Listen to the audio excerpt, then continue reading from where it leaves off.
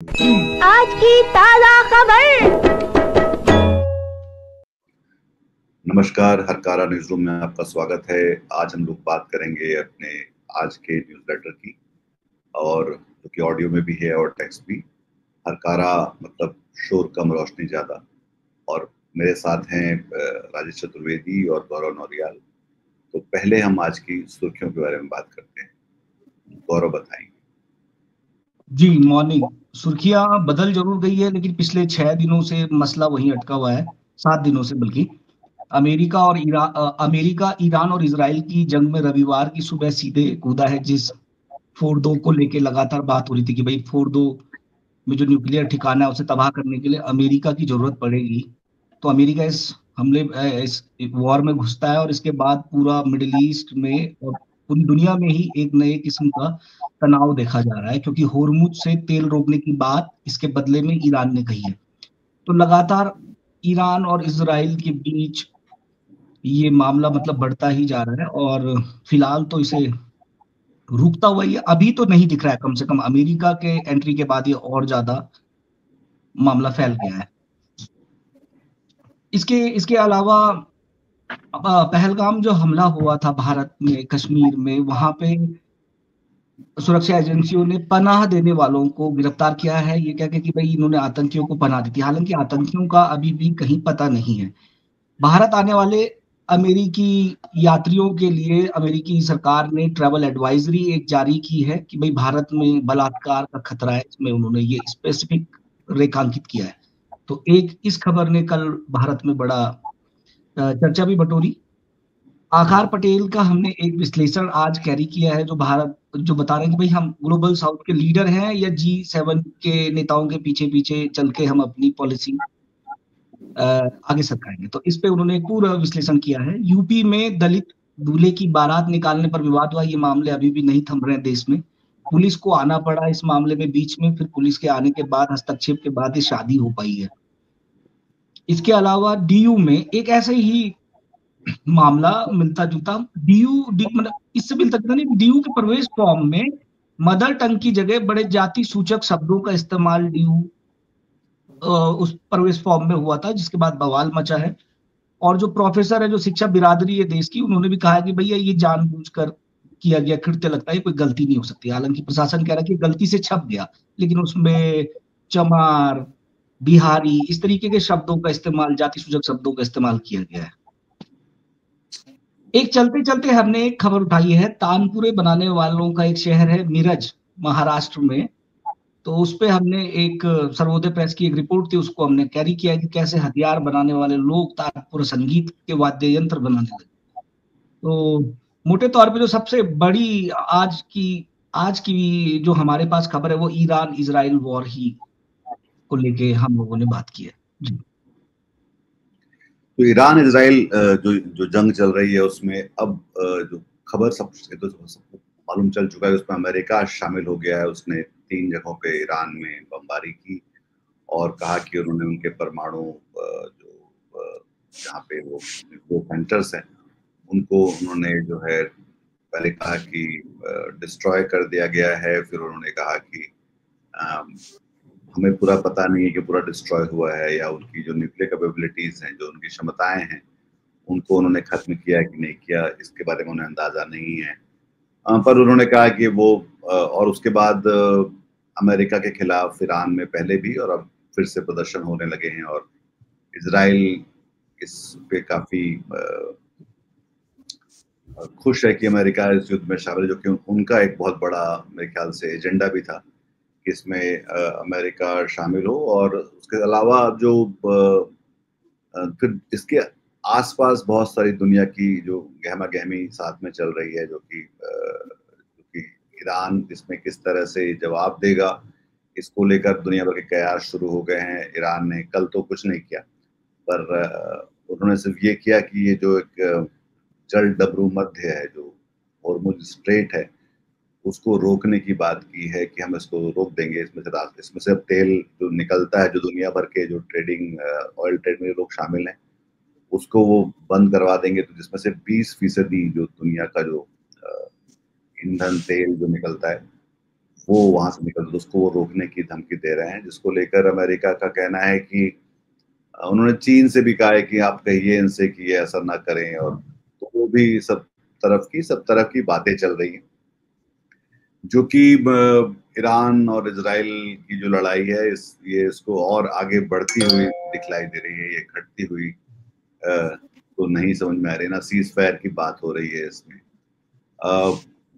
दूसरी जो दिलचस्प बात यह है कि परसों मतलब शनिवार को जो पाकिस्तान डोनाल्ड ट्रंप को नोबेल प्राइज के लिए नामांकित कर रहा था और कहा था कि उनको मिलना चाहिए शांति का प्रस्ताव, और डोनाल्ड ट्रंप भी कह रहे थे कि बताइए मैं इतने देशों के बीच में सीज फायर और संधियां करवा रहा हूँ, डील करवा रहा हूँ, तो मुझे पर नोबेल प्राइज नहीं मिलने वाला। और उसके अगले दिन ही उन्होंने ईरान पर बम टिका दिए, और फिर पाकिस्तान ने रविवार को अपना इरादा बदलते हुए उन्होंने अमेरिका की ईरान पे हमला करने के लिए, जो कि बहुत सारे और देशों ने भी की, पर पाकिस्तान ने भी अमेरिका की निंदा की। तो और इस पे भारत ने मतलब नरेंद्र मोदी ने, प्रधानमंत्री ने, उन्होंने तेहरान से बात की और अपनी चिंता जताई। ये बहुत दिलचस्प है कि दुनिया के बहुत सारे देश जो हैं इसमें ईरान के साथ सहानुभूति तो रख रहे हैं, पर साफ साफ इजराइल की और अमेरिका की निंदा करने से बच रहे हैं, जबकि ये लगभग स्थापित है कि बिना किसी प्रोवोकेशन के ईरान को उसका निशाना बनाया गया।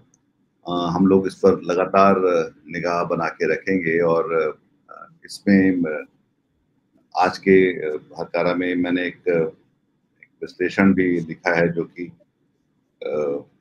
इस बारे में है कि जो जिस ईरान को वो सबक सिखाना चाह रहे थे डोनाल्ड ट्रंप, और उसके सबक दुनिया भर में अलग अलग तरह से पढ़े जा रहे हैं जो डोनाल्ड ट्रंप के होने के कारण है, जो कि खासे इसको अंग्रेजी में प्रॉब्लमैटिक कहते हैं कि वो कह कुछ रहे हैं, कर कुछ रहे हैं। उन्होंने पहले कहा कि ये 2 हफ्ते का समय है, फिर उसके बीच में ही हमला कर दिया। फिर उन्होंने बोला कि कल रात को मतलब आज सुबह उन्होंने कहा कि वो ये पहले उन्होंने कहा था कि हम वहां पे नेतृत्व का बदलाव नहीं चाहते, रेजिम चेंज नहीं चाहते, पर उन्होंने अब वो रेजिम चेंज की बात भी करने लगे हैं। तो वो एक तरह की जो एक स्थिरता होनी चाहिए, जो एक जिम्मेदार शक्ति नेतृत्व के पास होती है, वो नहीं दिखलाई पड़ती।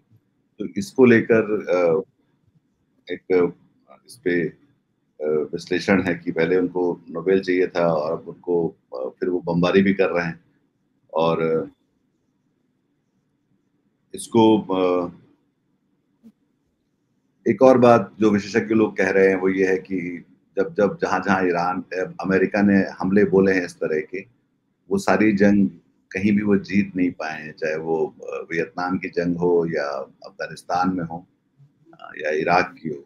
और जिस आशय के साथ वो वहाँ इस तरह की चीजें जब करते हैं तो बहुत लंबा चलता है, उसकी कीमत बहुत ज्यादा होती है, और साथ ही ये अमेरिका को वहां से थक हार के लौटना ही पड़ता है जिस भी तरह से। तो वो और इसमें सबसे ज्यादा कीमत अमेरिकी सैनिक और अमेरिकी जनता चुकाती है नेताओं के कारण। एक और जो बात इससे तय हो रही है कि जिस तरह से अमेरिका इसमें कूद पड़ा है बिना किसी सिरे के, जहाँ पे यूरोप अभी भी डिस्कलेशन के बारे में बात कर रहा है, और अमेरिका खुद इसके बारे में कह रहा था कि डिस्कलेट ही करना है।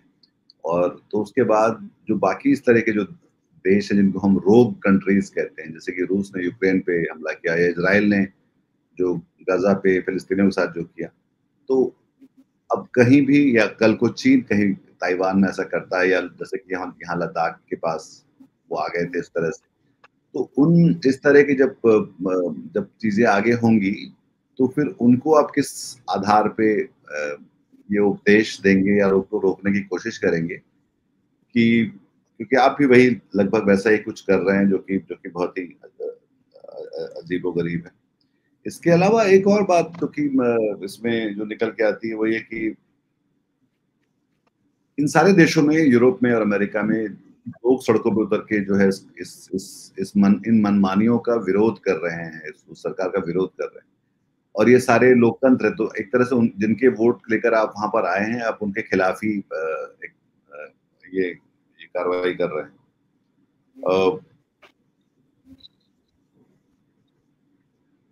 तो इसमें एक सवाल ये भी कि ट्रम्प ऐसा क्यों कर रहे हैं, तो उसके बारे में ज्यादातर लोगों का ये कहना है कि वो एक रियलिटी शो से निकले हुए एक आदमी है, जो कि उनको मजा आता है कि रोज की आज की हेडलाइन बने रहने का, और उसके लिए वो कुछ भी कर सकते हैं। जैसे कि उन्होंने जेलेंस्की के साथ किया कि पहले अपने यहाँ बुलाया, फिर उसको वहीं पे अपने ऑफिस में बुला के उसको ह्यूमिलिएट किया। तो इस तरह की वो चौंकाने वाली चीजों करने का जो है, तो उसकी कीमत क्या होगी इसका शायद उनको अंदाजा नहीं है, और अब ये बहुत ही गंभीर रूप लेता जा रहा है। तो ये एक मेरा जो कल हम लोगों ने पढ़ा, इस पे काम किया। ये देखने वाली बात ये है कि इसको ये आगे क्या होता है इसका, और किस तरह से हमको और पूरी दुनिया को किस तरह प्रभावित करता है। टैरिफ पर भी उनका ऐसे ही रहा है, जहां पर वो आज ये कुछ कह रहे हैं, फिर कल कुछ बदल रहे हैं, फिर कुछ लोगों को धमका रहे हैं, कुछ लोगों को मना रहे हैं, कुछ लोगों से वो मान जा रहे हैं। तो कोई एक तरह की इसको बोलते हैं कि एक कंसिस्टेंसी की बहुत कमी है डोनाल्ड ट्रंप में, और उसके कारण पूरी दुनिया अब परेशान होने लगी है। राजेश, एक मामले में उनकी कंसिस्टेंसी बिल्कुल साफ नजर आ रही है। बाकी सारे मामलों में बिल्कुल ठीक कहा कि अस्थिरता है, स्टेबिलिटी है नहीं, लेकिन एक मामले में वो बिल्कुल टिके हुए हैं, लगातार उसको रिपीट कर रहे हैं, और वो ये है कि मैंने जो है इंडिया पाकिस्तान के बीच सीज फायर कराया, मतलब लगातार उस बात को कह रहे हैं। और इसी कड़ी में ये जो इजराइल, ईरान और अब अमेरिका भी 22 साल बाद कूद गया है लड़ाई में, इसी कड़ी में जो भारत के संदर्भ में बड़ी इंपॉर्टेंट है, ये इसको देखना चाहिए, मतलब मीडिया, जो मेन स्ट्रीम मीडिया है, उसको ये देखना चाहिए, इस बात की पड़ताल करनी चाहिए कि कल जो है अमेरिका ने एक एडवाइजरी जारी की भारत के संदर्भ में कि भाई भारत जो जाने वाले नागरिक हैं उसके वो मतलब ख्याल करें, चिंता करें। और क्यों करें? इंडियन एक्सप्रेस की रिपोर्ट है ये। अमेरिका ने भारत की यात्रा करने वाले अपने नागरिकों के लिए अपडेटेड ट्रैवल एडवाइजरी जारी करते हुए अधिक सतर्कता बरतने की सलाह दी है।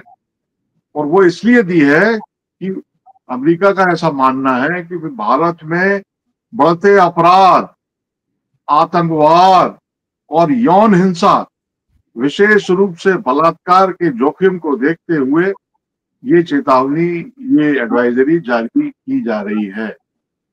अब आप बताइए, मतलब ये देखा जाना चाहिए कि क्या पाकिस्तान के संदर्भ में ये एडवाइजरी जारी की गई है या सिर्फ जो है इसको भारत तक वो कर दिया गया है। और मतलब ये पूरे आप इसमें परिदृश्य में देखिए जो भी चल रहा है, मतलब खासकर भारत पाकिस्तान के बीच जब से ये संघर्ष हुआ, कॉन्फ्लिक्ट हुआ, उसके बाद से जो अमेरिका का रुख चल रहा है और उसके बरक्स जो भारत सरकार का जो रुख चल रहा है, वो बड़ा मतलब रहस्यमयी नजर आता है। और वो भारत को लेकर के उनकी जो कंसिस्टेंसी है, मतलब वो बरकरार है।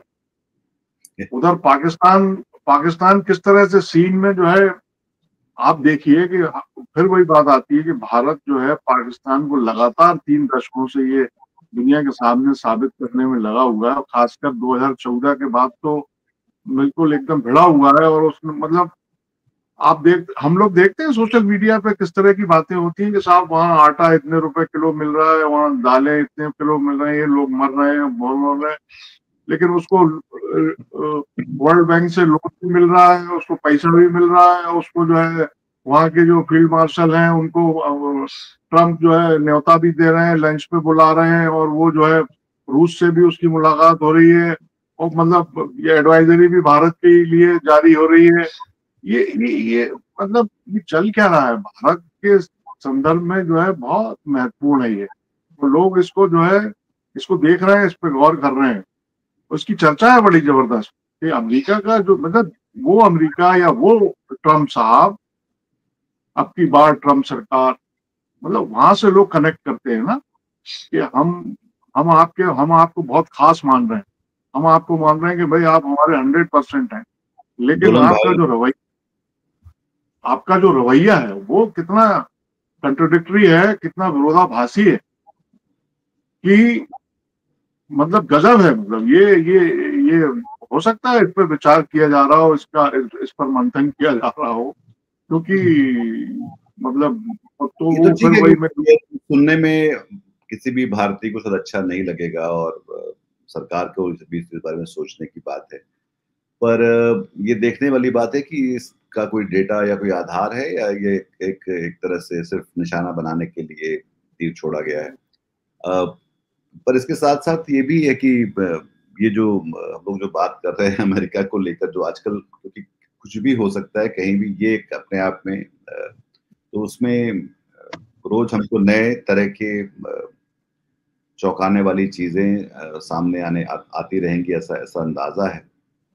और ये भी है कि किस तरह से डोनाल्ड ट्रंप जिस तरह से जब से आए हैं उसके बाद से चाहे वो नाटो की वो है, संयुक्त राष्ट्र की भी, खुद की भी, मतलब उसकी कोई बकत कितनी रह गई है, ये भी एक सवाल है कि जहाँ पे जो एक तरह से सब पूरी दुनिया का एक ऑर्डर को तय करता था और ये तय करता था कि हम किस तरह से आगे बढ़ेंगे, किस तरह से साथ मिलकर आगे चलेंगे, उन सब में संयुक्त राष्ट्र है, नाटो है, यूरोप के देश है, उनकी जो G7 की अपनी, वो वहां पे उठ के बीच में से चले गए और उनको भी एक तरह से अपमानित ही किया। बाद में फिर निकल के उन्होंने मैक्रोन के खिलाफ भी कुछ पोस्ट कर दिए। तो वो एक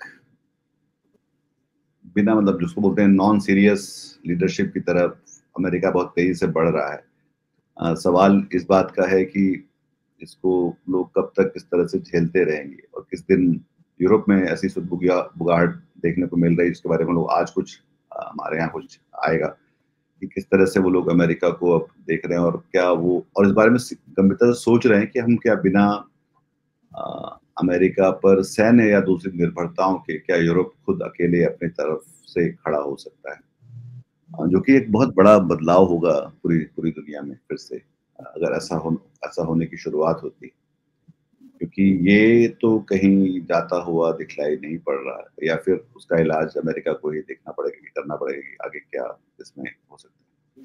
आगे चलते हैं। अभी जो ट्रम्प का मतलब अभी अपन ने कहा था कि ट्रम्प जो है रियलिटी शो के आदमी है, तो उनकी ये जो अदाकारी है ये बरकरार है। मतलब वहाँ जो अदाकारी वहाँ रहती होगी वो बरकरार है। आप अच्छा, इसको हमको इस रूप में भी देखना चाहिए कि वो जो एलोन मस्क ने थोड़ा जो उनको जवाबदारी दी गई थी, उन्होंने बकायदा मतलब उनसे भी उनका चला। और फिर आप देखिए कि वो जो वहाँ की जो इंटेलिजेंस चीफ है तुलसी गबार्ड, उन्होंने 3-4 महीने पहले, शायद मार्च या अप्रैल में, ये कहा था कि भाई ईरान जो है परमाणु शस्त्र नहीं बना रहा है, अभी उसकी कोई ऐसी तैयारी नहीं है। तो उसको तुलसी गबार्ड को उन्होंने ये कहा, अभी 1-2 दिन पहले की बात है, कि भाई नहीं, उनको जो जानकारी नहीं है। उन्होंने ही नियुक्त किया था तुलसी गबार्ड को। तो उस लेवल पे भी मैंने उनका जो एक जो करेक्टर है, या ये जो जिस कंसिस्टेंसी की अपन बात कर रहे हैं कि ये कब क्या करते हैं, जैसे G7 को उन्होंने छोड़ दिया। G7 को मतलब ये बताया पूरे देशों को कि भाई हमारे बगैर कुछ नहीं हो, G7 क्या G6 G5 कुछ नहीं है। तो ये चल रहा है और वाकई ये चिंताजनक भी है, क्योंकि अगर महाशक्तियां जो अपने को कहती हैं और वो सारी दुनिया को चलाने का दावा करती हैं, तो वहां ठहराव की बहुत जरूरत है, वहां एक दृढ़ संकल्प शक्ति की जरूरत है। ऐसा नहीं है, मतलब ये रवैया वाकई चिंताजनक है कि आज आप कुछ कह रहे हैं, कल फिर आप क्या कहेंगे, कोई भरोसा नहीं है। मतलब वाकई है, तो आने वाले दिन काफी मतलब लोग जो है इसको दूसरी नजर से भी देख रहे हैं और देखना चाहिए, क्योंकि ये जो ईरान का और अमेरिका का अब चल रहा है, ये इजराइल का, तो इससे ट्रेड भी बहुत प्रभावित होने वाला है, खासकर भारत पे इसका बहुत असर होने वाला है अगर ये जारी रहा। अभी हालांकि उनका कहना है कि हमारे पास ईंधन का भंडार है, मगर करीब बता रहे हैं, जो आंकड़े आए हैं आज वो बताते हैं कि करीब 3.5 लाख करोड़ का ट्रेड जो है भारत का प्रभावित हो सकता है इस ये जो संघर्ष चल रहा है। और अगर ये बढ़ा आगे तो फिर मतलब हालात सही में केवल भारत के लिए नहीं, बहुत बड़ी मतलब दुनिया के लिए जो है इसका असर होने वाला है। जी, इसमें एक और बात ये भी थी कि लोग जो है उस चीज को याद कर रहे हैं जब इराक में सद्दाम हुसैन के खिलाफ जब कार्रवाई शुरू की थी, एक गठजोड़ जो बन गया था नेटो और बाकी देशों का, और उन्होंने कहा था कि इनके पास WMD है, वेपन्स ऑफ मास डिस्ट्रक्शन है, और उस कारण उन्होंने इराक पे हमला बोला और सद्दाम हुसैन को खत्म कर दिया। पर वो कभी मिले नहीं WMD जो। तो उसमें भी जो सरकारी जो एजेंसियां हैं, जो सरकारी मतलब जो कि वैश्विक जो संस्थाएं, वो जब कह रही होती हैं कि इसमें भी ऐसा कुछ है नहीं, अब क्योंकि वो लोग बार बार जाके उसकी जांच करते हैं, इंस्पेक्शन करते हैं, उसके बाद अपनी रिपोर्ट्स देते हैं, तो वो कह रहे हैं कि नहीं ऐसा कुछ नहीं है। पर ये अमेरिका को एकदम से, और उनका जो, जैसे कि तुमने कहा कि इंटेलिजेंस चीफ ने भी कहा कि तुलसी गबार्ड जो कि ऐसा कुछ नहीं है, पर उसके बाद भी इनको ऐसे इल्हाम हो रहे हैं कि भाई ये तो हथियार बनाने वाले हैं। और ये सिर्फ नेतन्याहू कह रहे हैं, वो 40 साल से बात कह रहे हैं, और अमेरिका वो लगा कि हाँ एकदम से होने वाला है। तो ये भी एक उसका एक जरूरी पक्ष है जो कि देखने के लिए है। बहरहाल पूरे इस्लामिक जो देश हैं वो एकदम ईरान के समर्थन में खड़े हो रहे हैं, और वो इजराइल की निंदा कर रहे हैं। और अभी वो सब लोग, अमेरिका को शायद नहीं कह रहे होंगे, बट वो ऐसे ऐसे कहने लगेंगे, क्योंकि जब उनकी कीमतें चुकानी होंगी। मैं देर रात को ये सुन रहा था कि ईरान में लोग क्या कह रहे हैं, तो वो उनका ये कहना है कि हमारे पास बहुत सारे विकल्प हैं जिसपे हम जवाब दे सकते हैं। करीब 50 से 60 हजार अमेरिकन सैनिक हैं जो अलग अलग जगहों पे मिडिल ईस्ट में पोस्टेड हैं, जिनसे ईरान बहुत दूर नहीं है। तो ये विचार करना या जो जल डमरू मध्य को बंद करना, इस बीच जो है वो व्लादिमीर पुतिन जो है एक संत की तरह बोल रहे हैं मैं शांति करवा देता हूँ, हालांकि खुद ही वो हमलावर हैं, यूक्रेन पर उन्होंने हमला बोल रखा है। और आज जो है ईरान के विदेश मंत्री जाके उनसे मिलेंगे और वो बताएंगे कि शांति, देखो मैं तो नहीं कर पा रहा हूँ शांति, पर तुम ऐसे कुछ कर सकते हो तो शांति ऐसी हो सकती है। ये सब अभी दुनिया में बहुत सारे शतरंज की बिसातें बिछी हुई हैं, सब लोग अपना अपना इसमें तेजी से चलते हुए दिखलाई पड़ रहे हैं, पर कोई बहुत अभी सकारात्मक और राहत देने वाली कोई खबरें बहुत ज्यादा कहीं से दिखलाई नहीं पड़ रही। नहीं, ये एक तो ये भी है कि देख रहे हैं हम लोग कि गरीब को जो है ना दबाया जाता है। गरीब को जो देखो वो दबाता है। अब जब G7 में देखिए उन्होंने क्या स्टेटमेंट जारी किया G7 के मुल्कों ने, और किसके लिए किया, उन्होंने ईरान को कहा कि भैया आप जो है मतलब इजराइल ने जम के बमबारी की, सब किया, और समझाना किसको जा रहा है, ईरान को समझाया जा रहा है। आप ये देखिए, तो मतलब ये वाकई जो है चल रहा है। और उन्होंने कहा कि ईरान की निंदा इसलिए की जानी चाहिए क्योंकि उसने इजराइल से अपने ऊपर हमला करवाया।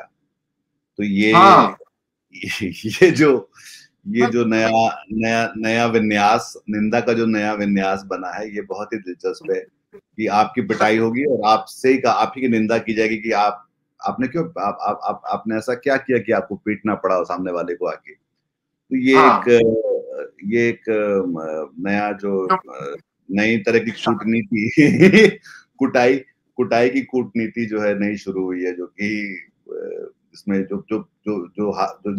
जिसके ऊपर हमला होगा, जिसकी पिटाई होगी, उसी की निंदा की जाएगी। जैसे पुतिन ने कहा कि भाई वो शांति की अपील कर रहे हैं पुतिन साहब मतलब तो ये एक नए, जब जेलेंस्की के साथ जब ट्रंप ने व्हाइट हाउस में बुला के उनको बहुत जम के अपमानित किया था, तो तब भी वो यूक्रेन पे इस बात की जिम्मेदारी दोषी ठहरा रहे कि तुमने हमला करवाया खुद। ये तो रुक जाता अगर तुमने क्यों हमला करवाया है इसको, तुम उसकी जगह झुक जाते तो नहीं होता है हमला। ये उनका तर्क है।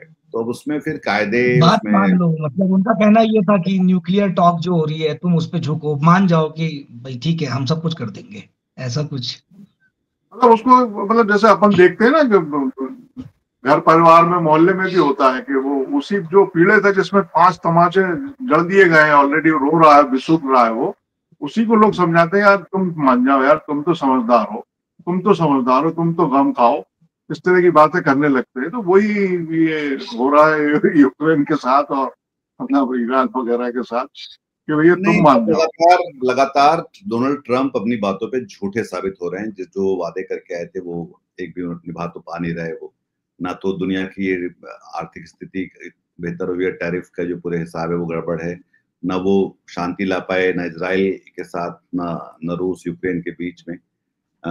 सिवा भारत पाकिस्तान के जो मध्यस्थता में करवा के जो उन्होंने रुकवाने का जो दावा किया है, उसके अलावा उनके पास उनके रिपोर्ट कार्ड में एक भी कोई ऐसी चीज नहीं जिसमें उन्होंने आते आके कोई बड़ा तीर मार लिया हो।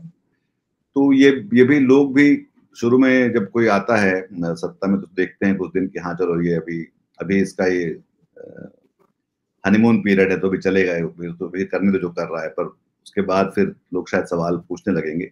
और ये सवाल जिस तरह से वो ईरान की जनता को भड़का रहे हैं कि आप भी सोच सकते हैं इसके बारे में, शायद अमेरिका की जनता पहले से सड़क पर आ चुकी है उनके खिलाफ बात करने के लिए, और उनकी अपनी पार्टी के लोग भी इस बारे में बात कर रहे हैं। इन चीजों पर हमारी निगाह बनी रहेगी। आज के न्यूज़लेटर में एक आकार पटेल का हम लोगों ने एक विश्लेषण लिया है जो कि भारत के बारे में, जिसमें उनका एक कहना है कि भारत जो है वो ग्लोबल साउथ, मतलब ये जो जहाँ पे जिसके भारत हिस्सा है और जो दक्षिण की जो दुनिया है जहाँ पे जो G7 के बाहर मान लीजिए उसको, यूरोप के बाहर के दिन जो दुनिया है, उसकी लीडरशिप के लिए काफी कुछ वो अपने आप को एक नेचुरल लीडर की तरह देखता है। हालांकि हम देख सकते हैं कि दक्षिण एशिया में ही भारत के दोस्त किस तरह से कम दोस्त और सहयोग कितना कम होता चला जा रहा है। पाकिस्तान के साथ तो हमारी लड़ाई अभी हुई ही थी, तो उसमें ये लगातार देखने को मिला है कि अच्छा उसमें वो बताते हैं कि कैसे एक शंघाई कॉरपोरेशन जिसमें भारत उसका भी हिस्सा है, जो दुनिया की 40% लोगों की नुमाइंदगी करता है और उनके इंटरेस्ट के बारे में बात करता है, तो भारत उसका भी हिस्सा है। पर जब उसने इजराइल को की निंदा की इस फिलिस्तीन के उसमें, तो भारत उससे बाहर रहा और एक तरह से उन्होंने कहा कि इससे हम उसमें शामिल नहीं हैं। तो ये इसको लेकर है। और उसमें फिर आकार कहते हैं कि ये G7 में जाते हैं, पर G7 में तो आप सदस्य नहीं हैं, आप एक वहां पे आमंत्रित लोगों में से हैं जिसका काम ज्यादातर कोई आप उसमें आपकी कोई भागीदारी भी नहीं होती सिवा मुस्कुराने और गले लगने और फोटो खिंचवाने की।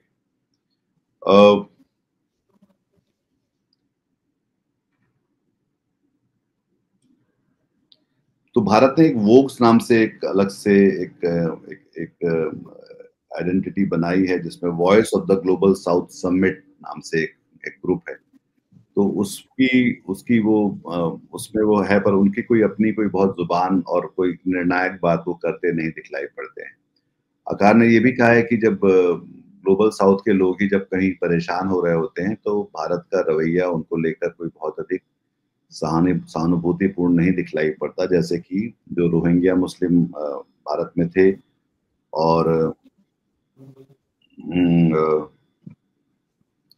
तो उनको भारत के और बांग्लादेशियों के साथ भी जिस तरह से हम लोग करते रहते हैं, उसमें से कुछ तो हमारे देश के लोग जिनको हम छोड़ा है फिर वापस उनको बुलाना पड़ा। तो जिस लगभग निर्ममता के साथ हम उनके साथ बर्ताव कर रहे हैं जो कि शरणार्थी हैं, जो कि लगभग राज्य विहीन है, और हमें पता है कि जब वो उनको हम उनके देश में वापस छोड़ेंगे रोहिंग्याओं को म्यांमार में, तो उनके साथ और भी ज्यादा अत्याचार और क्रूरताएं की जाएंगी।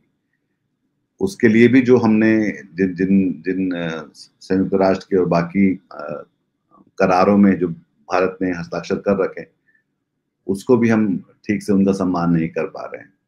तो ये जो ग्लोबल साउथ के नेता बनने की जो बात है, जो कि जयशंकर हर जगह जाके कहते हैं भारत के बारे में, तो हम ना उनके साथ काम कर रहे हैं, ना उनके पक्ष में कोई बड़ी बात करते हुए दिखलाई पड़ रहे हैं।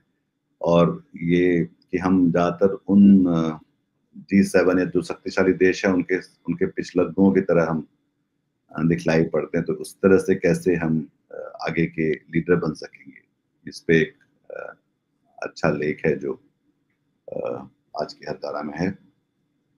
मेरे ख्याल से गौरव के यहाँ कुछ लाइट चली गई है, कुछ हुआ है। तो इसके अलावा एक उत्तर प्रदेश में ये खबर है कि एक दलित दूल्हे की बारात निकालने पे जो है वो तनाव हुआ, पुलिस को आना पड़ा और उसके बाद वहां पे पथराव हुआ, धक्का मुक्की हुई और एक पुलिस वाले को चोट भी लग गई। ये सिर्फ इसलिए हुआ कि बारात ने अपना रास्ता बदल लिया और उस पे जो सवर्णों ने वहां पे उस पे ऐतराज किया, तो उसको लेकर ये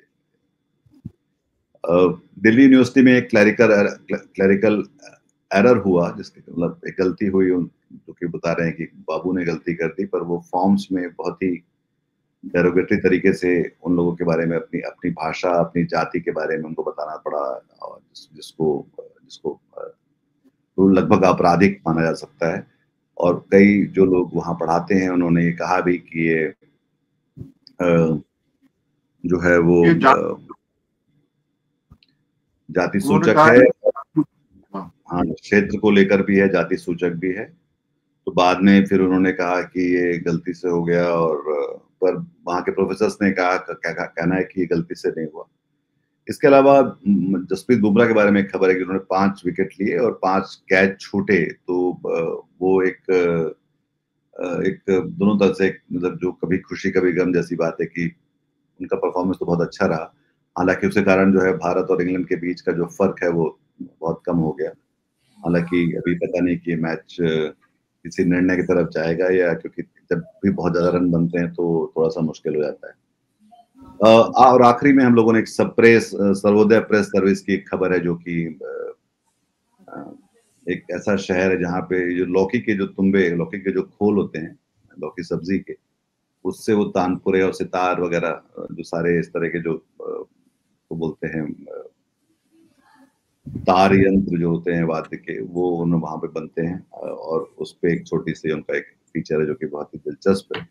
और वो शहर दरअसल इस तरह से है कि वो मेरे ख्याल से भारत जो हिंदुस्तानी शास्त्रीय संगीत, तो उस शहर के बिना थोड़ा सा मुश्किल ये है, क्योंकि नहीं तो इतने सितार और तानपुरे तो शायद पूरे देश में वही सप्लाई करते हैं, वहीं से आते हैं। तो आज के लिए हम लोग इतना ही, और इस पे हम लोग निगाह बना के रखेंगे। मतलब थोड़ी सी एक और बात, वो जो हम लोग बात कर रहे थे ना समझाने वाली, कि भाई तुम समझाओ। अब देखिए कि ईरान ने ये फैसला लिया कि साहब हम जो होर्मुज को जो है बंद कर देंगे, जल डमरू मत जाए। अब अमेरिका इसने मतलब कुछ घंटे पहले ही जो है जबरदस्त बमबारी की, बड़े बड़े बम गिराए। वो क्या कह रहा है, वो चाइना से निवेदन कर रहा है, आग्रह कर रहा है कि भाई आप इनको समझाओ, क्योंकि अगर ये बंद हो गया तो हम तो खैर होंगे जितना होंगे प्रभावित, मगर आप सब लोग बहुत परेशान हो जाओ। मतलब चीन से कह रहा है, कहने की जो बात चीन से कि आप ईरान को समझो, मतलब गजब है भाई। तो उसमें ये भी है कि वो एक तरफ ये भी कह रहे कि नहीं ये हमने युद्ध नहीं छेड़ा है, और अगर ईरान इसमें कुछ पलटवार करेगा तब हम उसके साथ तब हम उसको बताएंगे, अगर वो ऐसी गलती करता है कि हमने उस पे हमला किया और उसने अगर पलट के जवाब दिया, तब हम बताएंगे कि युद्ध क्या होता है उसको। ये इस तरह की बात जेडी वैंस ने भी की है। तो इस समय तो जिसको बोलते हैं ना कि अगर आप उसको सबको इकट्ठा करके देखो, तो जो एक पुरानी जो कहावत है कि पूरे कुएं में ही जो है भांग घुली हुई लग रही है, और उसको लेकर किस तरह से आप कोई भी कुछ भी कहीं भी कुछ भी बोल रहा है, तो किसी बात का कोई मतलब नहीं है। और जो उनके कृत्य हैं वो कुछ और ही कर रहे हैं, वो कुछ और अपनी वो अपने बयान खुद दे रहे हैं, और नेतागण अपनी खुद कह रहे हैं। तो पलंग हो जाता है। दादागिरी अभी जारी है पूरी दुनिया में। सरकारें मतलब राजनीति दादागिरी पे ज्यादा चलती हुई दिख रही है कि भाई ठीक है तुम कमजोर हो, मारो। अभी अमेरिका दादागिरी अमेरिका की हमेशा से थी, पर उस दादागिरी को गंभीरता से लिया जाता था, क्योंकि वहां पे जो बैठा हुआ व्यक्ति था वो एक कलेक्टिव समझदारी और समझदारी की बात, तो समझ से बात कहता था। वो चाहे उनके सबसे जो, चाहे वो राइट विंग के हों या लेफ्ट विंग के हों, पर अब जो है वो ये है कि रोज का ही नया एक तरह की हर रोज अमेरिका की राजनीति में वो वेब सीरीज का नया एपिसोड है, जो कि जिसके पिछले एपिसोड से उसका कोई बहुत अधिक लेना देना नहीं। वो नई पिनक से, नई तुनक से, नई सनक से वो चलता है, उसकी स्क्रिप्ट लिखी जा रही है और पूरी दुनिया उसको भौचक होकर देखती है। हम लोग हिंदी फिल्मों में देखते थे ना कि वो डॉन जो होता था, हिंदी फिल्मों का डॉन, वो एक कहीं किसी बड़े कमरे में, महल में बैठा होता था, है ना, वहीं से उसका सिक्का चलता था। मगर अब क्या हो रहा है कि आजकल के जो डॉन है, या वो जो दादागिरी वाली बात कर रहे थे हम लोग, तो वो सड़क पे आके करतब दिखा रहे हैं। वो जो होता है ना, वो नहीं, वो डॉन का जो रोल था वो अमजद खान और अजीत की जगह पे असरानी को मिल गया, ऐसा लगने लगा। वो सड़क पे करतब दिख रहा है डॉन, मतलब रोज, मतलब पीठ पे बेल्ट मार, चाबुक चला रहा है, कहीं ये कर रहा है। वो नट लोग होते ना जो रस्सी पे चलते हैं, उस तरह का काम हो रहा है। मतलब अब सड़क पे डॉन जो है करतब दिखा रहा है रोज। वही जो वेब सीरीज वाला मामला है, रोज जो है वो उसके सिक्वल बन रहे हैं, उसके 1, 2, 3 ऐसा चल रहा है कुछ सिलसिला। खैर हो गया, मतलब तो चलिए आज की बात यहाँ खत्म करते हैं। गौरव जी की यहाँ रोशनी लौट आई है, पर जैसे जो कि हमारा हरकारा का लोगो है, शोर कम रोशनी ज्यादा। हमें आप अगर हमारा काम पसंद आ रहा है आपको, तो हमें लाइक करें, सब्सक्राइब करें और अपने हम ख्याल लोगों के साथ साझा भी करें। आपने हमारा सतपाल मलिक के पर एक हमने स्पेशल बनाया था, वो देखा होगा, हमारा डीप डाइव के तहत। कई लोग उसको देख रहे हैं और पसंद कर रहे हैं। अगर आपने नहीं देखा तो आप उसको देखिए। हम लगातार इस तरह की विशेष वीडियोस आपके लिए लेकर आते रहेंगे। अपना ख्याल रखिए और आज के लिए नमस्कार, शुक्रिया। आज की ताजा खबर, आज की ताजा खबर, आज की ताजा खबर। आओ काका जी इधर, आओ मामा जी इधर, सुनो दुनिया की खबर।